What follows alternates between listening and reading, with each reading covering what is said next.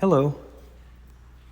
I just put together this quick video showing you examples of some of the rocks that I find here in Central Texas. These first couple of rocks are examples of chert, banded chert.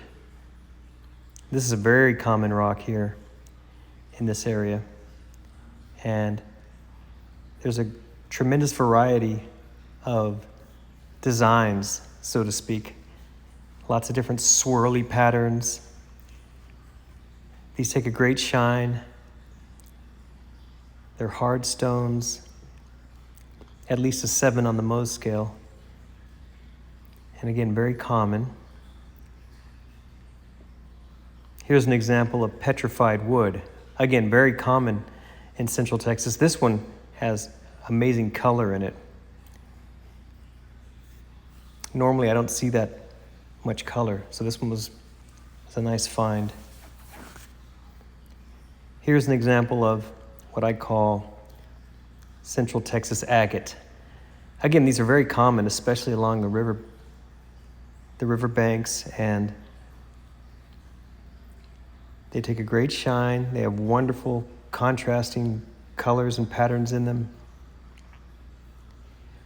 I especially like the very dark, black almost sections. And now we have what looks like a jasp agate. It's got some agate features and some jaspery features. Another very common type of rock we find here in the Austin area. This is another example of a jasp agate. You see the amazing swirly design, just beautiful. Coming up now, we're looking at fossil rocks. Again, very common here in Central Texas. This one is amazing. You can see all the tiny sea creatures. Well, you can see what's left of the tiny sea creatures. They're fossilized remains. Here's another example. This one, I just cut off 2 sides to polish and left the rest as I found it, so you can see the nice contrast between the polished and unpolished. Here's one of my favorites of all time. I found this on a rock bar in the Colorado River in Central Texas. It's got amazing agatized fossils in it. Now we're getting into some jasp agates, mostly jasper. You can see a little agatized vein.